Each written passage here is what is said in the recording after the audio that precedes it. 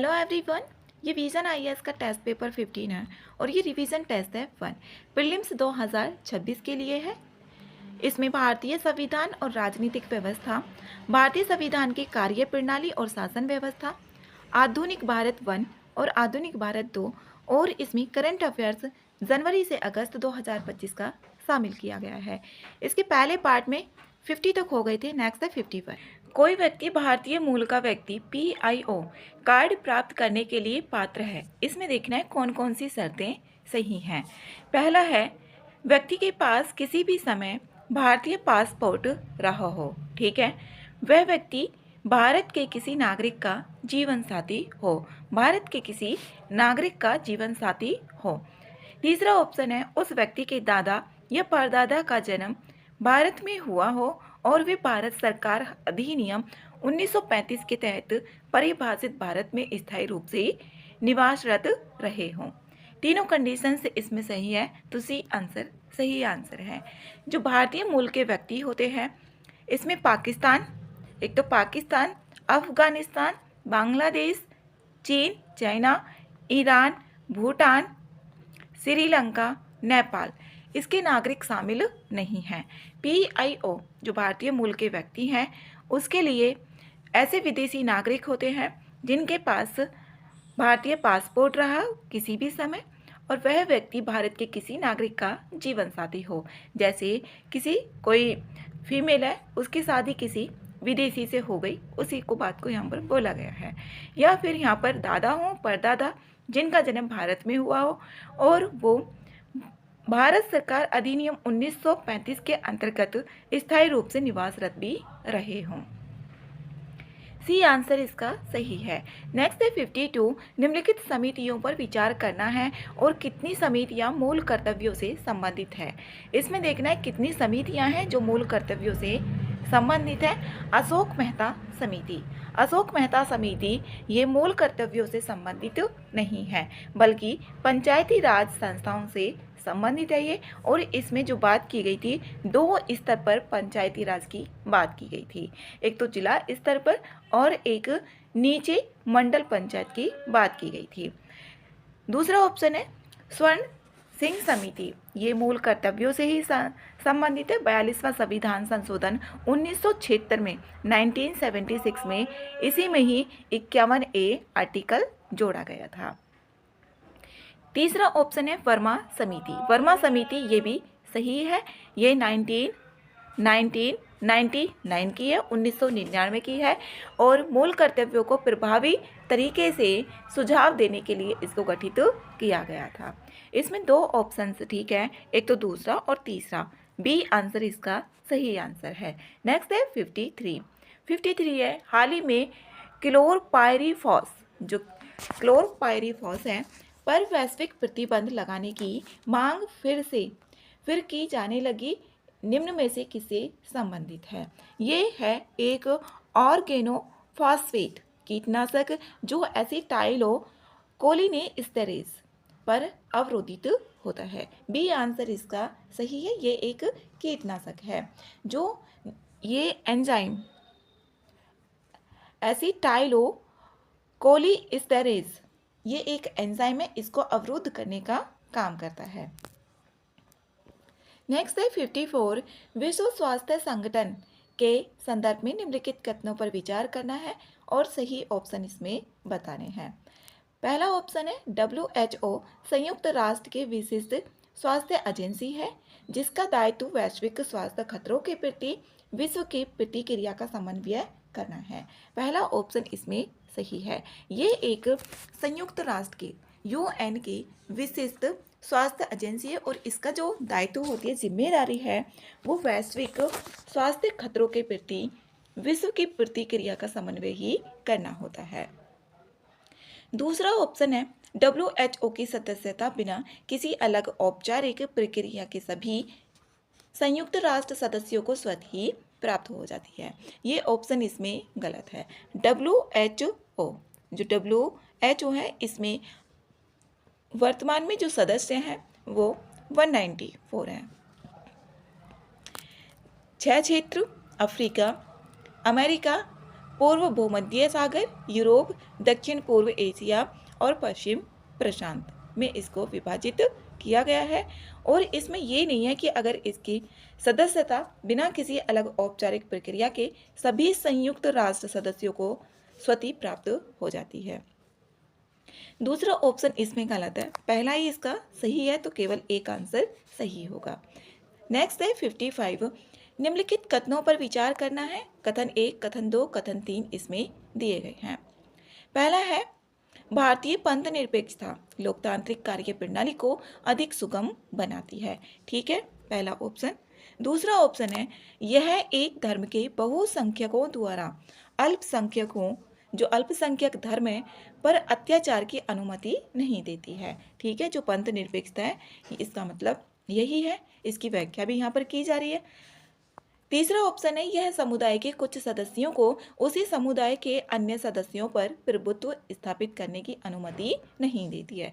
यह भी सही है और इसकी व्याख्या की जा रही है यहाँ पर।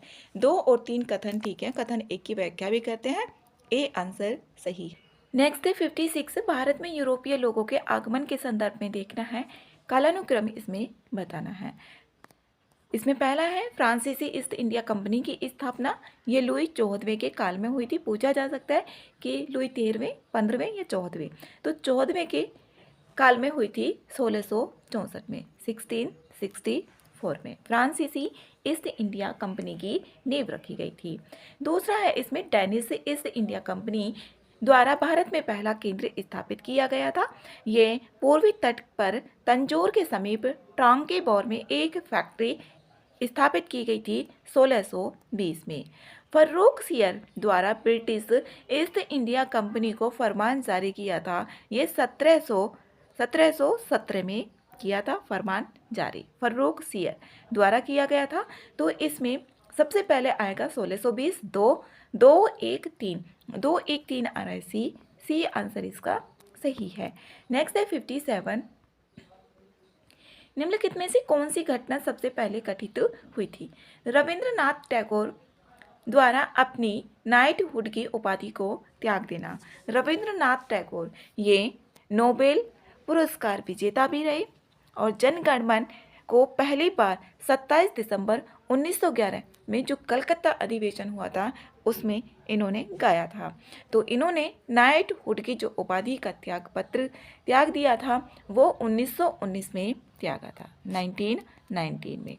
दूसरा ऑप्शन है भारतीय राष्ट्रीय कांग्रेस के एक अधिवेशन में पहली बार जनगण मन, ये 1911 में अभी देखा था कलकत्ता में, रविंद्रनाथ टैगोर जी के द्वारा गाया गया था। भारतीय कांग्रेस 2 धड़ों नरमपंथी और गरमपंथी में विभाजित हो गई थी, ये 1907 में हुई थी। 1907 में जब गरमपंथी बोल रहे थे बाल गंगाधर तिलक जी को अध्यक्ष बनाने की, और जो नरमपंथी थे वो रास बिहारी घोष को बोल रहे थे, तो विवाद हो गया था और यहाँ पर 2 धड़ों में बट गई थी भारतीय कांग्रेस 1907 में। दादा भाई नौरोजी यूनाइटेड किंगडम के हाउस ऑफ कॉमन्स में ब्रिटिश संसद के सदस्य बने थे। ये इसमें पूछा हुआ है जो सबसे पहले गठित हुई थी, तो सबसे पहले इसमें डी होगा। दादा भाई नौरोजी 1892 में 1892 में ब्रिटिश संसद के सदस्य बनने वाले पहले भारतीय थे, तो डी आंसर इसमें सही है क्योंकि सबसे पहले वाली घटना पूछी गई है। नेक्स्ट है 58। इसमें बताना है कौन सी संसदीय शासन प्रणाली की आवश्यक शर्तें हैं। निर्वाचित राज्य प्रमुख का सरकार प्रमुख से अलग होना, पहला ऑप्शन इसमें गलत है। इसमें जैसे ब्रिटेन में वंशानुगत सम्राट होता है वो नाम मात्र का प्रमुख होता है, और निर्वाचित राज्य प्रमुख होना एक अनिवार्य शर्त नहीं है। संसदीय जो प्रणाली होती है उसमें कार्यपालिका और विधायिका के बीच घनिष्ठ संबंध होता है, तो पहला ऑप्शन इसमें गलत है। दूसरा है विधायी सर्वोच्चता। विधायी सर्वोच्चता इसकी बात करें तो ब्रिटेन में जो संसद होती है वो सर्वोच्च होती है, लेकिन भारत में संविधान ही सर्वोच्च है, तो इसमें विधायी सर्वोच्चता नहीं है। दोनों में संसदीय शासन प्रणाली है, ब्रिटेन में भी और भारत में भी, लेकिन अलग अलग है, इसके लिए आवश्यक शर्तें नहीं है। निश्चित कार्यकाल का अभाव, इसमें ये ऑप्शन करेक्ट है, क्योंकि निश्चित कार्यकाल जैसे कि सपोज किया यहाँ पर 5 वर्ष है, 5 वर्ष ही होता है लोकसभा का कार्यकाल, तो इसमें 5 वर्ष। अब 5 वर्ष अगर सरकार के प्रति अविश्वास प्रस्ताव लाया जाए तो सरकार को पहले भी गिराया जा सकता है। अगर 2 साल पूरे हुए तब लाया गया अविश्वास प्रस्ताव तो सरकार को गिराया जा सकता है। तो निश्चित कार्यकाल का इसमें अभाव है, तो इसमें केवल तीसरा ऑप्शन ही करेक्ट है, तो ए आंसर इसमें सही आंसर है। और इसमें कार्यपालिका के लिए कोई निश्चित या सुनिश्चित कार्यकाल नहीं होता है, अविश्वास प्रस्ताव के माध्यम से सरकार को गिरा सकती है। नेक्स्ट है 59, लोकसभा में विपक्ष के नेता के पद के संदर्भ में निम्नलिखित कथनों पर विचार करना है और सही ऑप्शन इसमें बताने हैं। विपक्ष के नेता के पद का उल्लेख भारत के संविधान में किया गया है। जो विपक्ष का पद है भारत के संविधान में इसका कहीं भी उल्लेख नहीं मिलता है। संविधान 1950 में मंत्रिपरिषद, प्रधानमंत्री, लोकसभा अध्यक्ष आदि के लिए प्रावधान किया गया था, ना कि विपक्ष का नेता या उसके नेता का उल्लेख किया गया था। ये एक संवैधानिक पद नहीं है, पहला ऑप्शन गलत है। दूसरा ऑप्शन है लोकसभा में विपक्ष के नेता को कैबिनेट मंत्री के समकक्ष वेतन, भत्ते और सुविधाएं प्राप्त होती हैं। इसमें दूसरा ऑप्शन सही है, तो बी आंसर सही आंसर है। नेक्स्ट है 60, भारत में जिला स्तर पर न्यायिक प्रणाली के संदर्भ में निम्नलिखित कथनों पर विचार करना है और सही ऑप्शन इसमें बताने हैं। पहला ऑप्शन है जिला न्यायाधीश द्वारा न्यायिक और प्रशासनिक दोनों शक्तियों का प्रयोग किया जाता है। जिला न्यायाधीश न्यायिक और प्रशासनिक दोनों शक्तियों का प्रयोग करता है, पहला ऑप्शन इसमें सही है। और इस स्तर पर दीवानी, फौजदारी दोनों ही क्षेत्राधिकार लागू होते हैं। दूसरा ऑप्शन है एक सत्र न्यायाधीश के पास मृत्यु दंड को छोड़कर आजीवन कारावास सहित कोई भी सजा देने का अधिकार है। दूसरा ऑप्शन इसमें गलत है। आजीवन कारावास और मृत्यु दंड भी शामिल है जो सत्र न्यायाधीश किसी भी प्रकार की सजा दे सकता है, लेकिन इसमें एक सत्र जो न्यायाधीश है उसके पास मृत्यु दंड को छोड़कर मृत्यु दंड को दे सकता है, ना कि इसमें छोड़कर। तो दूसरा ऑप्शन इसमें गलत है, पहला ठीक है, ए आंसर सही है। 61 है भारतीय स्वतंत्रता संग्राम के संदर्भ में बॉम्बे घोषणा पत्र किससे संबंधित थी? ये थी भारत में पूंजीपति वर्ग द्वारा नेहरू के समाजवादी विचारों का विरोध करने से संबंधित थी, जो बॉम्बे घोषणा थी। सी आंसर इसमें सही है। 1936 में बॉम्बे के 21 व्यापारियों द्वारा हस्ताक्षरित किया गया था बॉम्बे घोषणा पत्र में, तो 21 व्यापारियों के द्वारा हस्ताक्षरित किया गया था और नेहरू के समाजवादी जो विचार थे उसके विरोध में थी ये बॉम्बे घोषणा। इसकी निंदा भी की गई थी, जो पंडित जवाहरलाल नेहरू जी के समाजवादी विचार थे। नेक्स्ट है 62, भारत में संविधानवाद के विकास के संदर्भ में मूडी मैन समिति की स्थापना की गई थी। मूडी मैन समिति की जो स्थापना की गई थी भारतीय संविधान के निर्माण की मांग की प्रत्युत्तर में की गई थी। ये मोतीलाल नेहरू के नेतृत्व में स्वराजवादियों ने ये मांग की थी कि भारतीय संविधान का निर्माण भारतीय संविधान द्वारा किया जाना चाहिए। नेक्स्ट है 63, संविधान सभा की संरचना किस पर आधारित है? संविधान सभा की स्थापना संरचना पूछा गया है, ये है कैबिनेट मिशन पर आधारित है और कैबिनेट मिशन इसकी घोषणा की गई थी 16 मई 1946 को। इंग्लैंड और भारत दोनों को एक साथ की गई थी, तो बी आंसर इसमें सही है। नेक्स्ट है 64, इसमें कथन 1 और कथन 2 दिए गए हैं। भारत का संविधान अस्पृश्यता का अंत करता है और इसके अभ्यास को अपराध घोषित करता है, ठीक है। और इसमें आर्टिकल 17 है जो अस्पृश्यता का अंत है। कथन 2 है संविधान का अनुच्छेद 35 संसद को अस्पृश्यता का अंत को लागू करने के लिए दंड निर्धारित करने का अधिकार भी देता है, ठीक है। दूसरा कथन भी ठीक है, पहला भी ठीक है और कथन 1 की इसमें व्याख्या भी कर रहा है, तो ए आंसर इसमें सही है। 65 है निम्नलिखित संगठनों पर विचार करना है और सुभाष चंद्र बोस निम्नलिखित में से कितने संगठनों से जुड़े हुए थे ये बताना है। तो इसमें यहाँ पर गदर पार्टी, जो गदर पार्टी है इससे नहीं जुड़े थे गदर पार्टी से। मुक्ति सेना, इसमें इंडियन इंडिपेंडेंस लीग, इसके अध्यक्ष चुने गए थे 1943 में।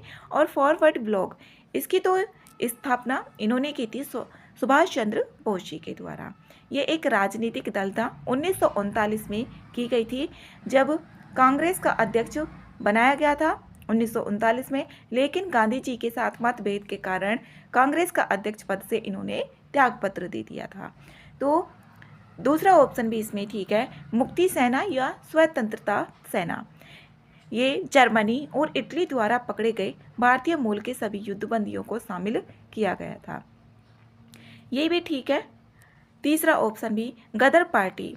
गदर पार्टी की स्थापना जो की गई थी सोहन सिंह भाकना और लाला हरदयाल ने 15 मई ये 15 जुलाई 1913 को संयुक्त राज्य अमेरिका में की गई थी। और इससे सुभाष चंद्र बोस जी नहीं जुड़े थे, बल्कि रास बिहारी बोस इससे जुड़े हुए थे। 3 इसमें ठीक है, स्टार्टिंग के सी आंसर सही है। नेक्स्ट है 66, कर्नाटक युद्ध और संधि पर हस्ताक्षर। पहला ऑप्शन है प्रथम कर्नाटक युद्ध हुआ था, तो इसमें यहाँ पर पौंडीचेरी की संधि नहीं हुई थी। इसमें प्रथम कर्नाटक युद्ध 1740 से 1748 के बीच में ये हुआ था। प्रथम कर्नाटक युद्ध। कर्नाटक शब्द का प्रयोग कोरोमंडल तट और उसके आसपास के भूभाग के लिए किया जाता है। और इसमें जो युद्ध का कारण था वो यूरोप में संघर्ष और भारत में ब्रिटिश द्वारा फ्रांस को उकसाना था। इसमें एक्स ला चैपेल की संधि के साथ ये समाप्त हुआ था, ना कि पौंडीचेरी की संधि के साथ समाप्त हुआ था। तो तृतीय जो कर्नाटक युद्ध है ये भी गलत हो जाता है, क्योंकि ये पौंडीचेरी और ये संधि। अभी इसमें दूसरा जो द्वितीय कर्नाटक युद्ध है 1700 ये हुआ था 1749 से 54 के बीच में। इस तरीके के क्वेश्चंस आते हैं, कालानुक्रम में भी पूछ लिए जाते हैं। इसमें युद्ध का जो कारण था वो निजाम उल मुल्क की मृत्यु और चंदा साहिब की रिहाई से संबंधित था ये। और इसमें पौंडीचेरी की संधि पर हस्ताक्षर किए गए थे, ना कि पेरिस की संधि से ये संबंधित थी। तो इसमें यहाँ पर ये भी गलत और ये भी गलत, तीनों गलत हो जाते हैं। डी आंसर इसमें सही आंसर है। इसमें तीसरी कर्नाटक युद्ध की बात करें तो 1758 से 1763 के बीच में ये हुआ था। और इसमें भारत में ब्रिटिश सर्वोच्च यूरोपीय शक्ति बन गए थे और ये यूरोप में सप्तवर्षीय युद्ध का प्रारंभ होना था, जो इसकी पृष्ठभूमि है। पेरिस की संधि ने पौंडीचेरी और चंद्रनगर को फ्रांस को वापस कर दिया था। इसमें पेरिस की संधि नहीं हुई थी, पेरिस की शांति संधि। नेक्स्ट है 67, सैटेलाइट इंटरनेट सेवाओं के संदर्भ में सही कथन इसमें बताने हैं। ये भी इंटरनेट सेवाएं हैं जो केवल भू-स्थैतिक उपग्रह प्रणाली पर निर्भर करती हैं। पहला ऑप्शन इसमें गलत है, ये केवल इसमें भू-स्थैतिक उपग्रह प्रणाली पर निर्भर नहीं करती हैं। दूसरा ऑप्शन है सैटेलाइट इंटरनेट सेवाएं भू आधारित इंटरनेट सेवाओं की तुलना में कम विलंबता प्रदान करती हैं। दूसरा ऑप्शन भी इसमें गलत है। सैटेलाइट इंटरनेट और DTH डायरेक्ट टू होम सेवाएं दोनों एक ही आधारभूत सिद्धांत पर कार्य करती हैं। इसमें सैटेलाइट इंटरनेट और जो डायरेक्ट टू होम DTH है, ये सेवाएं दोनों ही एक ही आधारभूत सिद्धांत पर कार्य करती हैं। केवल तीसरा ठीक है, तो केवल एक इसमें यहाँ पर सही होगा। नेक्स्ट है 68, निम्नलिखित में से किस पुर्तगाली गवर्नर जनरल ने गोवा में सती प्रथा को समाप्त किया था? ये किया था Alfonso de Albuquerque. B answer इसमें सही है, ये पुर्तगाली गवर्नर था और इसने गोवा में सती प्रथा को समाप्त किया था। नेक्स्ट है 69, निम्नलिखित कथनों पर विचार करना है, इसमें सही कथन बताने हैं। पहला ऑप्शन है भारतीय कारखाना अधिनियम 1881 को ब्रिटिश स्वामित्व वाले चाय बागानों में 7 वर्ष से कम आयु के बच्चों को नियोजित करने पर प्रतिबंध लगाने के उद्देश्य से इसे पारित किया गया था। पहला ऑप्शन इसमें गलत है। इसमें कानून ब्रिटिश स्वामित्व वाले जो चाय के जो बागान थे, चाय और कॉफ़ी के बागानों पर ये लागू नहीं होते थे, जहां श्रमिकों को निर्मम शोषण किया जाता था और उनके साथ गुलामों जैसा व्यवहार किया जाता था। ये चाय के बागान और कॉफ़ी के बागानों पर लागू नहीं होता था, जो कानून ब्रिटिश स्वामित्व वाला था। भारतीय कारखाना अधिनियम 1891 को महिलाओं के लिए अधिकतम कार्य अवधि प्रतिदिन 11 घंटे निर्धारित करने के उद्देश्य से पारित किया गया था। दूसरा ऑप्शन इसमें सही है। महिलाओं के लिए अधिकतम 11 घंटे ही इसमें निर्धारित किए गए थे, जो भारतीय कारखाना अधिनियम 1891 और 1881 और इससे पहले भी PYQ में क्वेश्चंस पूछे गए हैं। केवल दूसरा ही ठीक होगा, तो केवल बी आंसर इसका सही है। नेक्स्ट 70, इसमें गलत कथन बताना है। 2 कथन दिए गए हैं। भारतीय संविधान में ऐसा कोई उपबंध नहीं है जिसके तहत राष्ट्रपति राज्य के राज्यपाल की मध्यस्थता के बिना सीधे किसी राज्य विधानसभा के विधेयक को अस्वीकृत कर सके। राष्ट्रपति के पास किसी विधेयक को प्रत्यक्ष रूप से अस्वीकृत करने की शक्ति नहीं है। ठीक है, पहला ऑप्शन। दूसरा ऑप्शन है राष्ट्रपति को भेजे गए राज्य विधानसभा के विधेयक पर यदि राष्ट्रपति वीटो कर दे तो राज्य विधानसभा द्वारा विधानसभा के पास उस वीटो को अस्वीकार करने का कोई साधन नहीं होता है। ये ऑप्शन भी इसमें ठीक है। दोनों ठीक है, गलत ऑप्शन बताना है, तो डी आंसर इसमें सही होगा, ना तो 1 ना ही 2। नेक्स्ट 71, प्राय सुर्खियों में रहने वाला पद नेट जीरो बैंकिंग अलायंस निम्नलिखित में से किससे संबंधित है?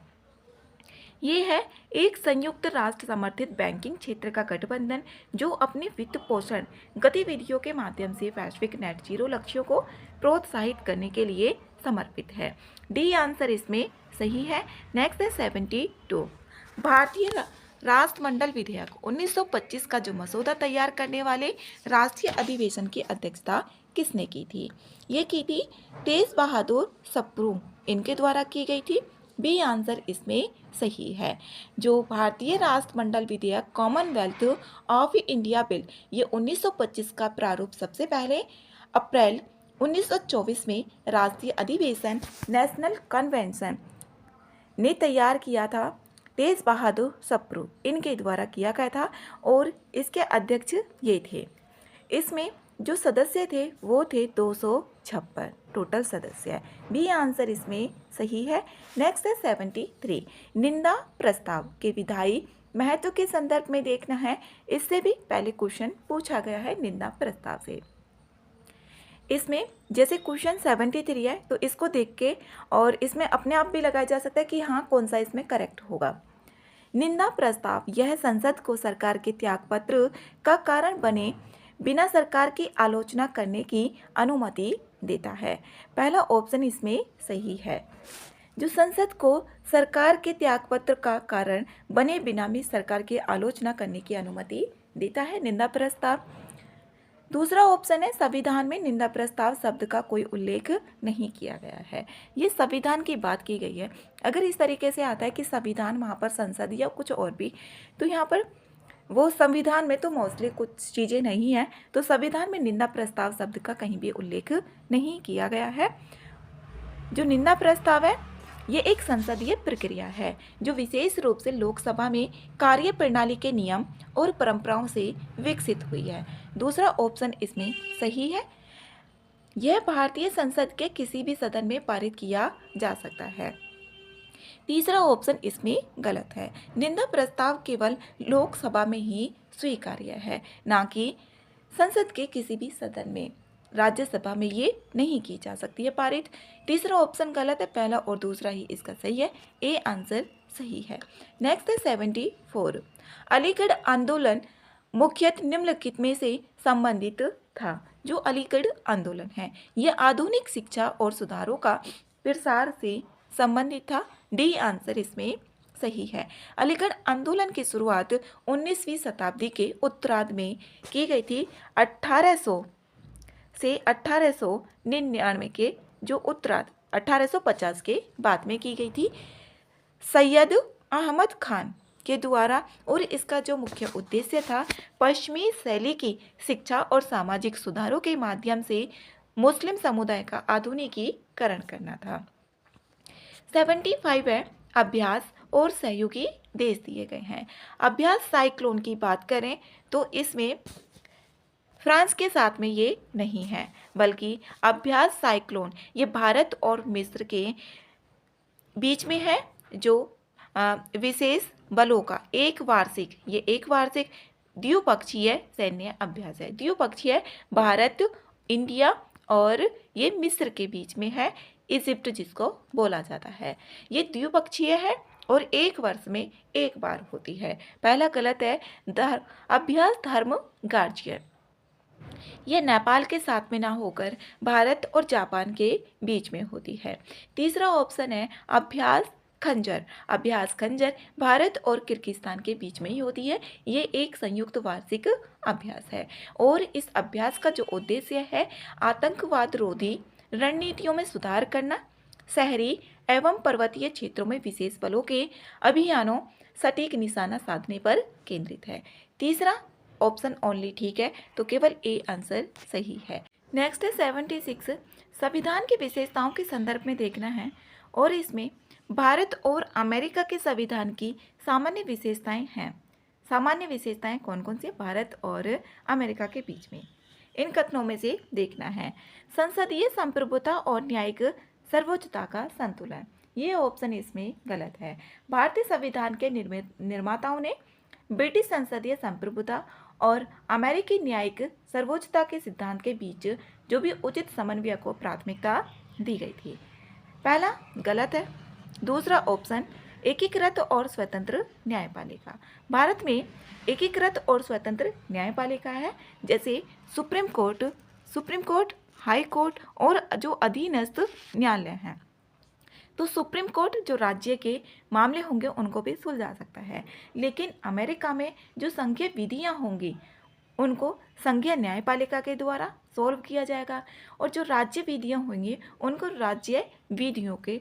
राज्य न्यायपालिका के द्वारा लागू किया जाता है। भारत में ऐसा नहीं है, तो दोनों के साथ में ये नहीं होता। सामान्य विशेषता, तीसरा ऑप्शन है केंद्र की तुलना में अधिक शक्तिशाली राज्यों वाला संघीय ढांचा, ये ऑप्शन भी इसमें गलत है। अब इसमें भारत की जो संघ की रचना इस प्रकार की गई थी कि केंद्र राज्यों से अधिक शक्तिशाली हो, तो तीसरा ऑप्शन भी इसमें गलत है। लिखित संविधान ठीक है, ये अमेरिका में भी लिखित संविधान है और भारत में भी लिखित संविधान है, और विश्व का सबसे पुराना जो लिखित संविधान है वो संयुक्त राज्य अमेरिका का ही है। एक लिखित संविधान है जो 1789 से देश की सर्वोच्च विधि है, 1789 से यूएसए में।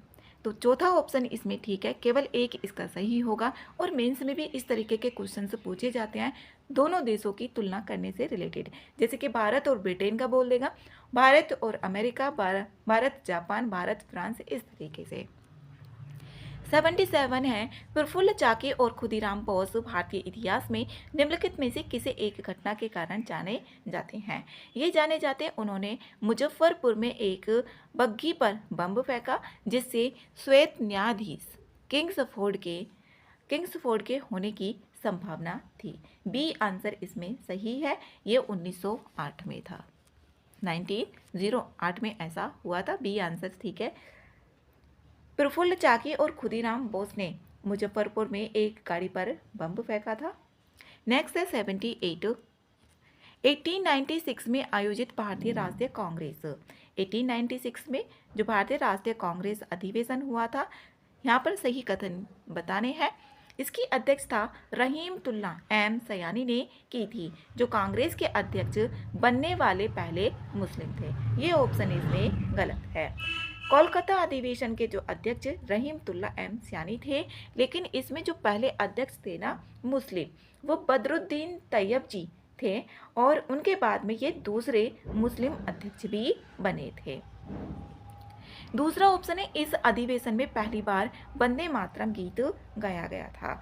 ये 1896 में कोलकाता में अधिवेशन हुआ था और पहली बार वंदे मातरम इसमें गाया गया था रविंद्रनाथ टैगोर जी के द्वारा 1896 में। दूसरा ऑप्शन इसमें सही है। तीसरा है यह अधिवेशन मद्रास में आयोजित हुआ था। गलत है, मद्रास में नहीं बल्कि ये कोलकाता में हुआ था। इसमें तीसरा ऑप्शन गलत है, केवल एक ही इसका सही होगा, केवल दूसरा सही है, पहला तो गलत है। सी आंसर इसमें सही है। नेक्स्ट है 79। किसी राज्य की विधानसभा द्वारा निम्नलिखित में से किन्हें नगरपालिका में शामिल करने की अनुमति दे सकती है। राज्य की विधानसभा में किसे अनुमति दी जा सकती है ये बताना है।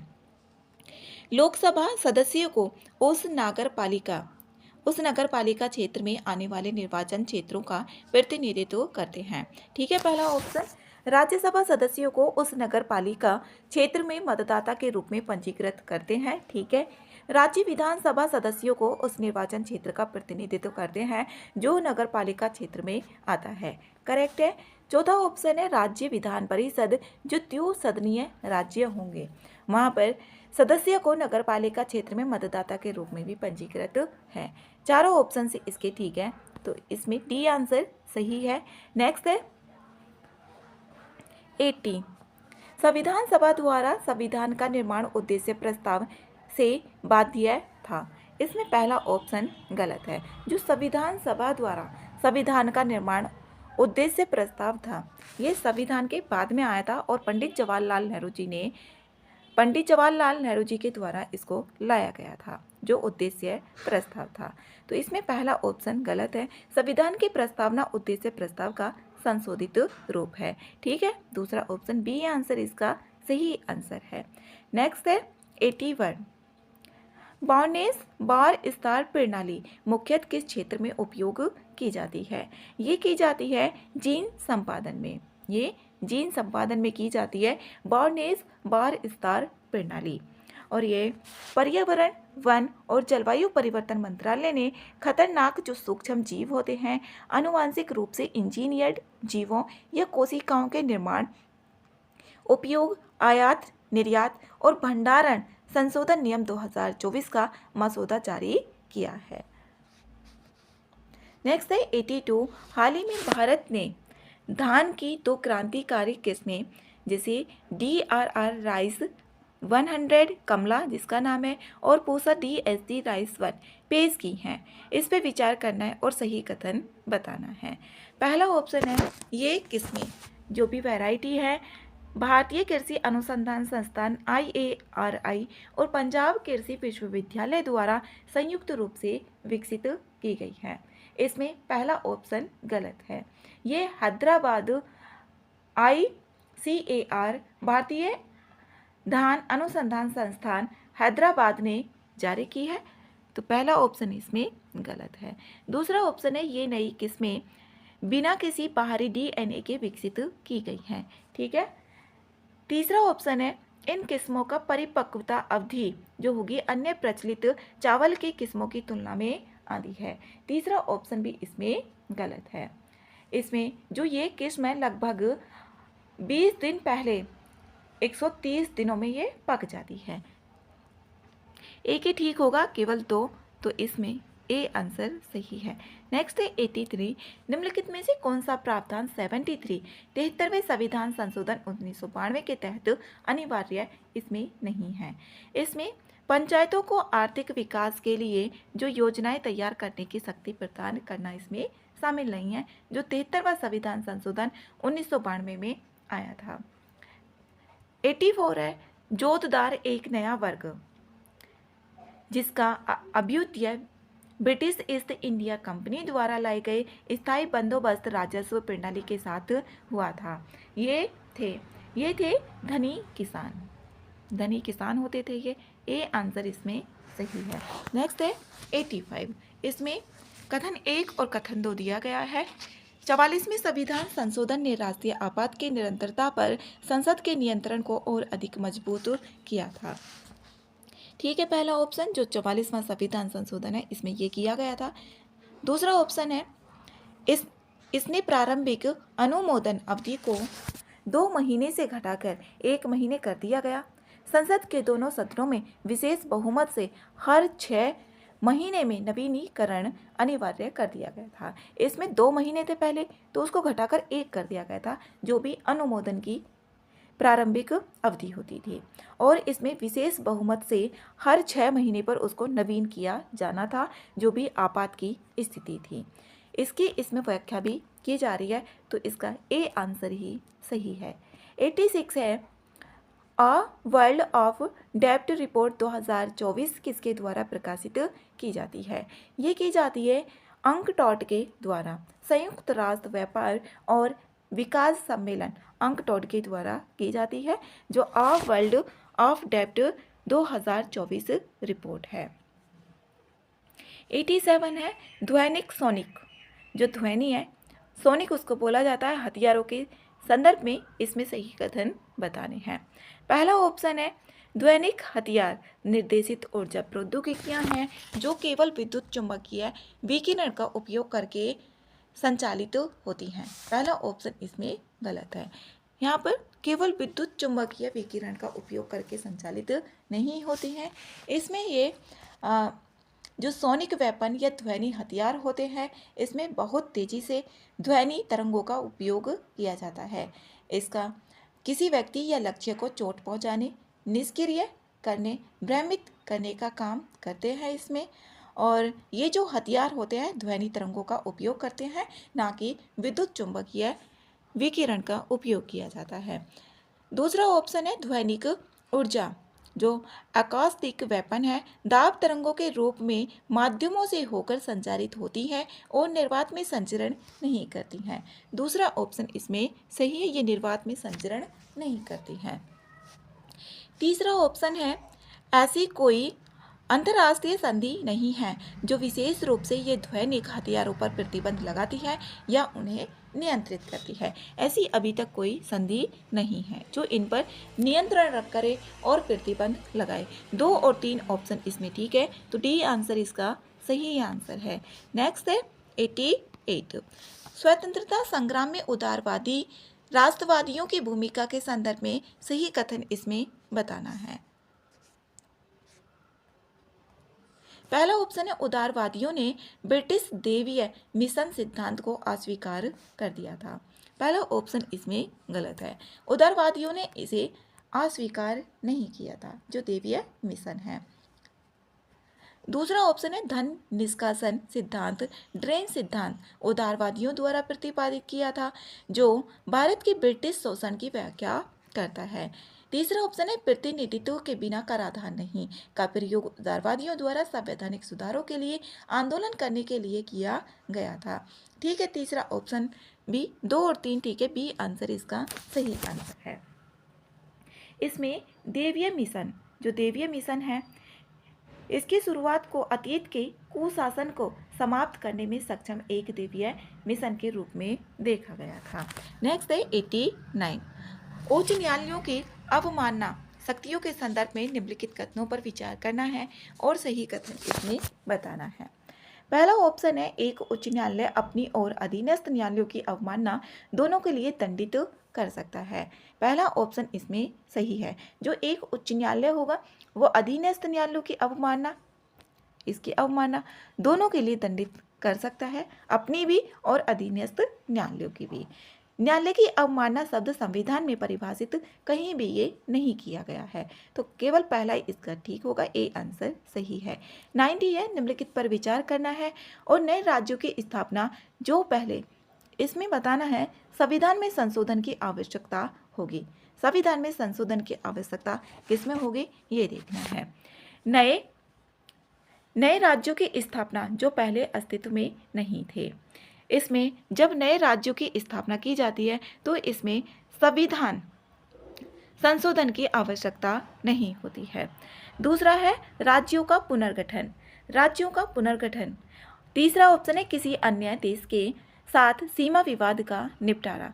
जब सीमा विवाद का निपटारा किया जाता है तो उसमें संविधान संशोधन, जैसे उच्चतम न्यायालय ने 1969 में 1969 में एक फैसला दिया था। भारत और किसी अन्य देश के बीच में सीमा विवाद के निपटारे के लिए संविधान संशोधन की आवश्यकता नहीं होती है। जैसे बांग्लादेश और भारत के बीच में सीमा से रिलेटेड विवाद का निपटारा किया गया था, उसमें कोई संविधान संशोधन नहीं किया गया था। किसी अन्य देश को क्षेत्र सौंपना, जैसे कोई किसी अन्य देश को क्षेत्र, जैसे भारत का क्षेत्र था और उसको सौंपा गया, तो उसमें संविधान संशोधन के तहत जो 368 है 368 के अंतर्गत ही किया जाता है। जैसे भारत का हिस्सा था और उसको किसी अन्य देश को सौंपा गया, तो उसमें 368 के अंतर्गत संविधान संशोधन के द्वारा ही किया जाता है। और इसमें संसद की शक्ति आर्टिकल 3 के अंतर्गत किसी विदेशी राज्य को भारतीय क्षेत्र का हस्तांतरण करने में शामिल नहीं करती है। ये केवल 368 के तहत ही संविधान संशोधन के द्वारा ही सौंपा जा सकता है। तो इसका चौथा ऑप्शन ओनली ठीक होगा, ये भी गलत है। राज्यों का पुनर्गठन इसमें संविधान संशोधन के माध्यम से नहीं किया जाता है। तीनों ऑप्शन स्टार्टिंग के गलत हैं, इसमें केवल एक ही ठीक होगा, ए आंसर सही है। नेक्स्ट है 91 है हाल ही में संक्षेप में सुर्खियों में देखे जाने वाले विलय के सिद्धांत पद का क्या अर्थ है। विलय के सिद्धांत का इसमें निचली अदालत का आदेश अपील और निर्णय होने पर उच्च न्यायालय के निर्णय में समाहित हो जाता है। डी आंसर इसमें सही है। नेक्स्ट है 92 वेतन आयोग। जो वेतन आयोग है उनके संदर्भ में देखना है और सही कथन इसमें बताना है। केंद्र सरकार ने 8वें वेतन आयोग की स्थापना को मंजूरी दे दी गई है। केंद्र सरकार के द्वारा केंद्रीय वेतन आयोग का गठन केंद्र सरकार द्वारा अधिसूचना के माध्यम से विनिर्दिष्ट संदर्भ शर्तों के साथ किया जाता है। पहला ऑप्शन इसमें सही है। दूसरा ऑप्शन है वित्त आयोग की तरह वेतन आयोगों का गठन प्रत्येक 5 वर्ष में किया जाता है। ये 10 वर्ष में गठित किया जाता है और जो पहला वेतन आयोग गठित किया गया था 1946 में किया गया था और ये प्रत्येक 10 वर्ष में गठित किया जाता है। दूसरा ऑप्शन इसमें गलत है। न्यायमूर्ति अशोक कुमार माथुर भारत के 8वें केंद्रीय वेतन आयोग के अध्यक्ष हैं। ये ऑप्शन इसमें गलत है। 1947 के बाद भारत सरकार ने अब तक 7वें वेतन आयोगों की स्थापना कर चुका है। ये 7वां है और इसमें जो 7वां वेतन आयोग था उसके अध्यक्ष थे न्यायमूर्ति अशोक कुमार माथुर, ना कि 8वें वेतन आयोग के हैं। तो इसमें तीसरा ऑप्शन भी गलत है, केवल एक ही ठीक होगा, तो ए आंसर इसमें सही आंसर है। 93 है जगत सेठ और नगर सेठ जैसी उपाधियों का उदय हुआ जो दी जाती थी। ये दी जाती थी बैंकरों के लिए। 18वीं शताब्दी में इनको दिया जाता था। बी आंसर इसमें सही है। नेक्स्ट है 94 है भारत के उच्चतम न्यायालय के संदर्भ में इसमें सही कथन बताने हैं। संविधान में कहा गया कि भारत का राष्ट्रपति लोक महत्व के किसी भी प्रश्न या कानून को उच्चतम न्यायालय की राय जानने के लिए संदर्भित कर सकता है। इसमें ठीक है पहला ऑप्शन, ये आर्टिकल अनुच्छेद 143 के अंतर्गत ये आता है, सलाहकार क्षेत्राधिकार। दूसरा ऑप्शन है इसमें ऐसी राय न्यायिक रूप से प्रवर्तनीय है और राष्ट्रपति के लिए बाध्यकारी होती है। ये बाध्यकारी नहीं होती है। तो दूसरा ऑप्शन इसमें गलत है, पहला ही इसका सही है, ए आंसर करेक्ट है। नेक्स्ट है 95 विधान के राज्य क्षेत्रीय विस्तार के संदर्भ में निम्नलिखित कथनों पर विचार करना है और सही कथन भी इसमें बताना है। पहला ऑप्शन है केवल संसद ही ऐसा राज्य क्षेत्रातीत विधान बना सकती है जो भारतीय नागरिकों पर विदेश में भी लागू हो। ठीक है पहला ऑप्शन। दूसरा है किसी भी परिस्थिति में कोई राज्य विधानमंडल ऐसी विधियां नहीं बना सकता जो राज्य क्षेत्र के बाहर लागू हों। दूसरा ऑप्शन इसमें गलत है। उच्चतम न्यायालय ने स्पष्ट किया था कि राज्य और विधि की जो विषय वस्तु के बीच पर्याप्त संबंध है और राज्य विधानसभा अपने क्षेत्र से बाहर भी लागू होने वाले कानून बना सकती है। दूसरा गलत है, पहला ठीक है, ए आंसर इसमें सही है। नेक्स्ट है 96, निम्नलिखित में से भारत के किस वायसराय ने काबुल में एक ब्रिटिश रेजिडेंट को तैनात करने की अग्रिम नीति फॉरवर्ड पॉलिसी का विरोध किया था और अफगानिस्तान के आंतरिक मामलों में हस्तक्षेप न करने के सिद्धांत का पालन किया था? इसमें लॉर्ड जॉन जॉन लॉरेंस के द्वारा। ए आंसर इसका सही है। नेक्स्ट है 97, निम्नलिखित संरक्षण पर विचार करना है। उपरोक्त में से कितने संरक्षण भारतीय संविधान के अनुच्छेद 22 के अंतर्गत प्रदान किए गए थे? इसमें आर्टिकल 22 के अंतर्गत देखना है। पहला ऑप्शन है यातना पर प्रतिबंध, इसमें ये शामिल नहीं है। आर्टिकल 21 के अंतर्गत जीवन और व्यक्तिगत स्वतंत्रता के अधिकार की व्याख्या करते हुए यातना, हिरासत में हिंसा और अमानवीय व्यवहार की सुरक्षा को शामिल किया गया था। और न्यायिक व्याख्या, जो न्यायिक व्याख्या है वो 21 के अंतर्गत आती है, ना कि 22 के अंतर्गत आती है। पहला ऑप्शन इसमें गलत है। आत्मदोष सिद्धि पर प्रतिबंध, जो आत्मदोष सिद्धि है ये अनुच्छेद 20 के जो क्लोज 3 है उसके अंतर्गत आती है, ना कि अनुच्छेद 22 के अंतर्गत आती है। कार्योत्तर, जो कार्योत्तर विधि है ये तीसरा ऑप्शन भी इसमें गलत है। कार्योत्तर विधि ये जो 20 का क्लोज 1 है उसके अंतर्गत आती है। इसमें जो आर्टिकल 22 है ये भाग 3 मूल अधिकार से संबंधित है। इसमें मनमानी गिरफ्तारी और निरोध के विरुद्ध जो सुरक्षा उपायों से संबंधित है ये, जैसे गिरफ्तार या हिरासत में लिए गए व्यक्ति के लिए प्रक्रियात्मक सुरक्षा। उदाहरण के लिए देखें, जैसे गिरफ्तारी के कारणों की जानकारी प्राप्त करने का अधिकार के लिए बोला जा सकता है। वकील से परामर्श करने का अधिकार की बात की गई है। गिरफ्तारी के 24 घंटे के भीतर मजिस्ट्रेट के समक्ष पेश किए जाने का भी अधिकार है। और निवारक निरोध के लिए इसमें जो विशेष प्रक्रियात्मक नियम है वो भी बनाए गए हैं, जो अनुच्छेद 22 है। तीनों में से इसमें कोई सा भी नहीं आता, तो डी आंसर इसमें सही है। 98 है, भारतीय संविधान के निम्नलिखित में से देखना है और इसमें कौन से प्रावधान है जो प्रथम संविधान संशोधन, जो पहला संविधान संशोधन अधिनियम 1951 द्वारा इसमें शामिल किए गए थे, इसमें ये बताना है। पहला ऑप्शन है 9वीं अनुसूची का समावेश किया गया था। 31A और 31B का समावेश किया गया था। अनुच्छेद 19(2) का प्रावधान जो वाक और अभिव्यक्ति की स्वतंत्रता पर प्रतिबंधों को युक्ति संगत बनाता है, उन्हें समीक्षा, न्यायिक समीक्षा के अधीन भी लाता है। तीनों ऑप्शन इसमें सही है। ये पहले संविधान संशोधन के अंतर्गत ही इन शामिल किया गया था। नेक्स्ट है 99, होम रूल लीग के संदर्भ में देखना है और इसमें कितने होम रूल लीग के विषय थे। होम रूल लीग के इसमें कितने विषय थे? सरकारी सेवा से त्यागपत्र देने का आह्वान, जो सरकारी इसमें होम रूल लीग जो अभियान है इसका उद्देश्य है आम आदमी तक स्वशासन के रूप में होम रूल का संदेश पहुंचाना, इसका उद्देश्य था। होम रूल कार्यक्रम स्वशासन, इसका मतलब स्वशासन होता है होम, होम मतलब कि घर और रूल मतलब शासन। होम रूल घर का शासन। जनसभाओं के माध्यम से राजनीतिक शिक्षा और चर्चा को बढ़ावा देना, राष्ट्रीय राजनीति पर पुस्तकों से युक्त पुस्तकालयों और जो वाचनालयों का आयोजन करना था। इसमें सरकारी स्कूलों और कॉलेजों का बहिष्कार किया गया था। जो सरकारी स्कूल और कॉलेज थे उनका बहिष्कार किया गया था। सरकारी नौकरियों से त्यागपत्र देना और करों, सरकारी सेवा से त्यागपत्र देने का आह्वान किया गया था। और इसमें जो विधान परिषदों का बहिष्कार भी किया गया था, विधान परिषदों का। इसमें वस्त्रों का बहिष्कार इसमें नहीं था। विदेशी वस्त्रों का बहिष्कार, जनसभाओं के माध्यम से राजनीतिक शिक्षा को बढ़ावा दिया जाना। इसमें जो असहयोग कार्यक्रम में ये शामिल था, जो विदेशी वस्त्रों का बहिष्कार था।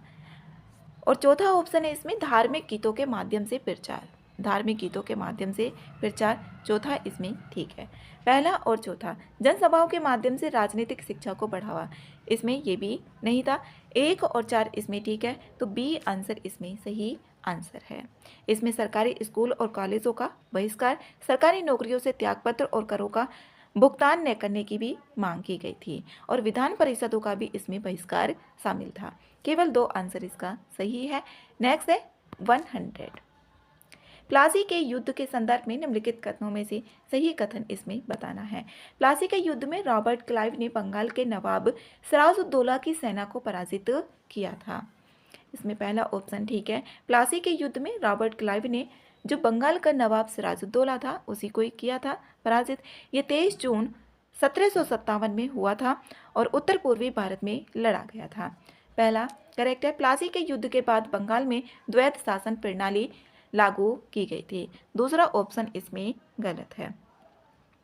इसमें रॉबर्ट क्लाइव ने बंगाल में द्वैत शासन प्रणाली, जिसमें यहाँ पर दो शासक शक्तियाँ कंपनी और नवाब लागू की थी, दीवानी और राजस्व संग्रह, निजामत, पुलिस और न्यायिक कार्य दोनों कंपनी के नियंत्रण में आ गए थे और ये बक्सर के युद्ध के बाद किया गया था। बक्सर का युद्ध हुआ था 1764 में और इसमें दो संधियां भी हुई थी, एक तो 12 अगस्त को और एक 17 अगस्त को। इसमें बक्सर के युद्ध में की गई थी। दूसरा ऑप्शन गलत है, पहला ठीक है। ए आंसर ही इसका सही आंसर है।